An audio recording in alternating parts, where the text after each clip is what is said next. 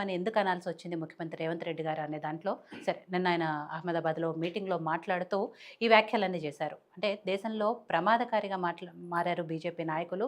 చాలా డేంజర్ కాబట్టి బ్రిటిష్ వారి కంటే కూడా డేంజర్ కాబట్టి ఎంత తొందరగా వీలైతే అంత తొందరగా దేశవ్యాప్తంగా ఈ పార్టీని తరిమి కొట్టాలి అనే ఉద్దేశంతో ఆయన మాట్లాడారు. అంటే దేశాన్ని విభజించాలని చూస్తున్నారని ఇలా రకరకాల కామెంట్స్ చేశారు. ఏంటి నిజంగా బీజేపీ నాయకులు బీజేపీ అంత ప్రమాదకరమా? ఈరోజు రేవంత్ రెడ్డి గారు చేసినటువంటి వ్యాఖ్యల్ని భారతీయ జనతా పార్టీ పూర్తిగా ఖండిస్తూ ఉంది. ఎందుకంటే మనం అర్థం చేసుకోవాల్సింది ఏంటంటే 60 సంవత్సరాలలో ఈరోజు కాంగ్రెస్ పార్టీయే ఈ దేశాన్ని ఏలింది. మేము ఎంత గత 15 సంవత్సరాల నుంచి మేము ఇవి ఒక అంటే గతంలో మన అటల్ బిహారీ గారు చేసిన దాన్ని ఇది కలుపుకుంటే ఒక 16 సంవత్సరాలు మేము ఈ దేశాన్ని పరిపాలించాం. సో విషయం ఏంటంటే ఈ 16 సంవత్సరాల్లో దేశవ్యాప్తంగా ఉన్నట్టు అన్ని రాష్ట్రాలలో మ్యాక్సిమం 70-80% 80% పైనే అన్ని రాష్ట్రాలు భారతీయ జనతా పార్టీ జెండా ఎగురవేస్తూ ఉంది. సో ఆయన తరిమి కొట్టేంత అన్నంత మాత్రం తరిమి కొట్టేంత పరిస్థితి ఉండదు.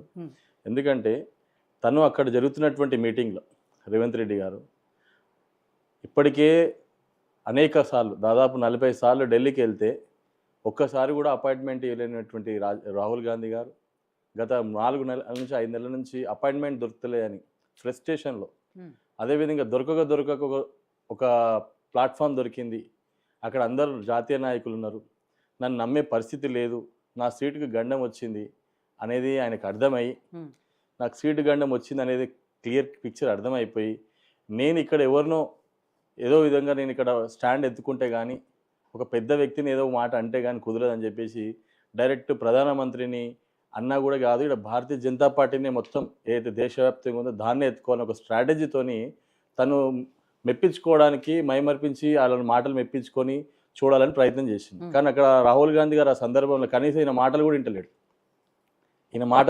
ఆ టైంలో. ఎందుకంటే ఈయన మీద ఒక అవగాహన వచ్చేసింది, ఈయన అడ్మినిస్ట్రేషన్ ప్రాపర్గా లేదు, ఈయన కరెక్ట్గా లేడు అని చెప్పేసి వాళ్ళు అపాయింట్మెంట్ ఇవ్వట్లేదు.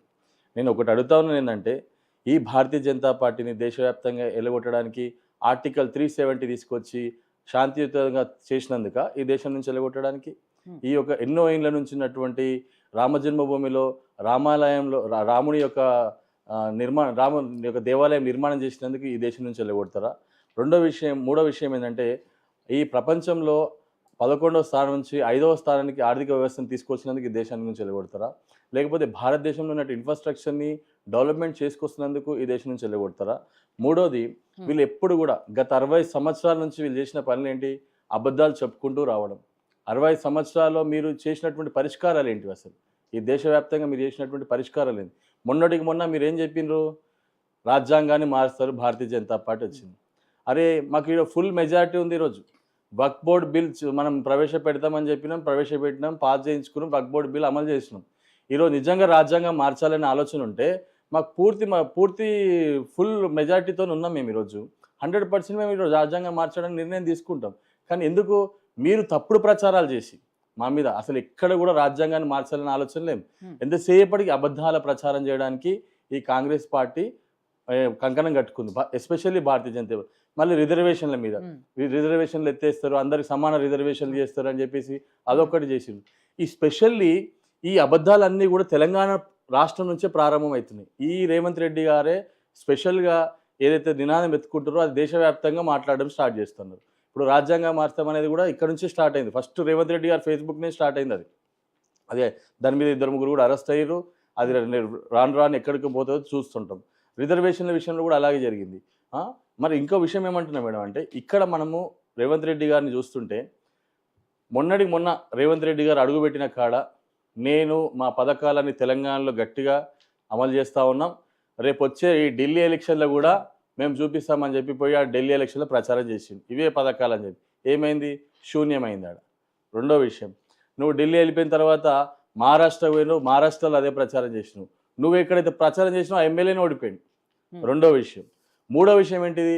కరీంనగర్లో 2కు 3 సార్లు పోయి ప్రచారం చేసి చూడిగా ఎమ్మెల్సీలు మొత్తం మనమే వస్తాయని చెప్పినావు. ఏమైంది? ఆడ భారతీయ జనతా పార్టీ కొట్టింది. వరంగల్ అట్లే ప్రచారం చేసినావు. ఈరోజు కనీసం నీకు హైదరాబాద్లో ఎమ్మెల్యేలు గతి లేరు, శూన్యం.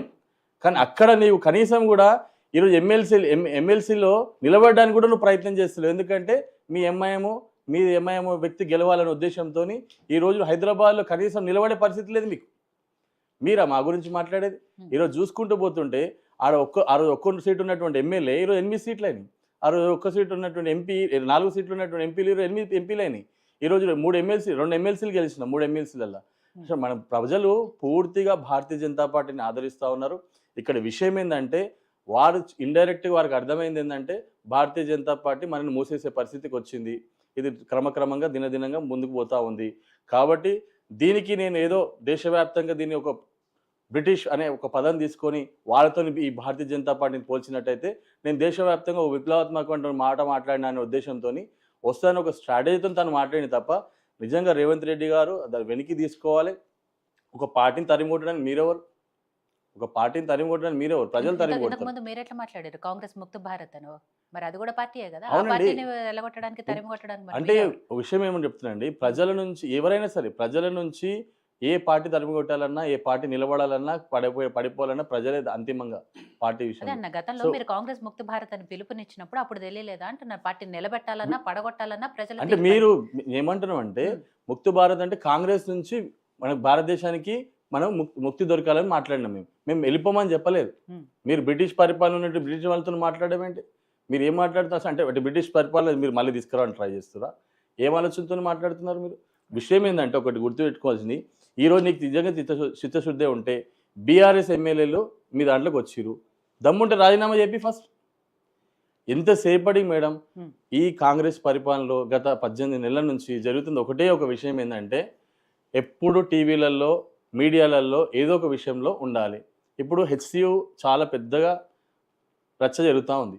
దాన్ని డైవర్ట్ చేయడానికి బీసీ రిజర్వేషన్ ఢిల్లీ పోయి బీసీ సంఘాలతో ధర్నాలు చేపి అసలు బీసీ రిజర్వేషన్ అనేది నీ దగ్గర ఉన్నటువంటి సమస్యని ఢిల్లీ దాకా తీసుకోవాల్సిన అవసరం ఏముంది? రెండో విషయం ఇంకోటి ఏం మాట్లాడుతున్నారు, హెచ్సియులు డైవర్ట్ చేయడానికి సన్న బియ్యం. అసలు సన్న బియ్యము మొత్తం కేంద్రమే 30 రూపాయలు సబ్సిడీ ఇస్తున్నాక నువ్వు ఇచ్చింది ఏముందల్లా?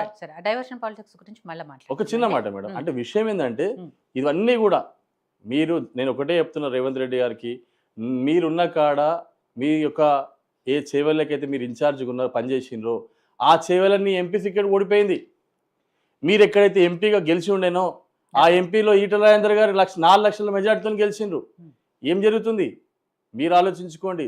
మీరు ఎక్కడ పోతే అక్కడ శూన్యము, మీరు ఎక్కడ పోతే అక్కడ రిజల్ట్ లేదు. ఆయన కొడంగల్ నియోజకవర్గం ఉన్న జిల్లా మహబూబ్ నగర్ కూడా బీజేపీ గెలిచింది. అదే మేడం చెప్తున్నా. విషయం ఏమంటున్నా అంటే మీరు అర్థం చేసుకోవాల్సింది ఏంటంటే ఇట్లా వ్యతిరేకంగా మాట్లాడడం వల్ల ఏదో మెప్పు పొందడం వల్ల మీకు ఏదో జరుగుతుంది, నా సీటుకి ఎక్కడ పోదా అని అనుకుంటారు. కానీ దయచేసి మీరు ఏదో మెప్పు పొందడానికి ఇష్టం వచ్చినట్టు మాట్లాడితే మాత్రం భారతీయ జనతా పార్టీ కార్యకర్తలే కానీ నాయకులే కానీ ఎవ్వరు ఊరుకోం.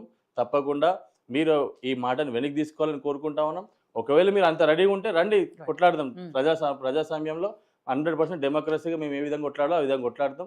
తప్పకుండా మీరేం చూపి నిజంగా మీరు దమ్ముంటే రాజీనామా చేయించండి. ఎందుకు మీరు ఆ విధంగా ఈ విధంగా మాట్లాడుకుంటూ వాళ్ళు లేరు అని బీఆర్ఎస్ ఎమ్మెల్యేని అడిగితే ఏం చెప్తున్నారు? మేము పోలేదా అంటున్నారు. వాళ్ళని అడిగితేనేమో వచ్చిరు అని చెప్తున్నారు. అసలు మీకే సఖ్యత లేదు, మీలో ఆలోచన లేదు. ఒకసారి వాళ్ళు పోయినంటారు, పోలేదు అంటున్నారు. నిజంగా రండి, ఎలక్షన్లకు రండి. రేపు ఏం జరుగుతుందో ప్రజాస్వామ్యంలో ప్రజల దగ్గర ఏం జరుగుతుందో తెలుస్తుంది కదా. శ్రీనివాసరావు గారు, రేవంత్ రెడ్డి గారు ఏదైతే మాట్లాడారో అంటే బీజేపీ బ్రిటిష్ వాళ్ళకంటే డేంజరు,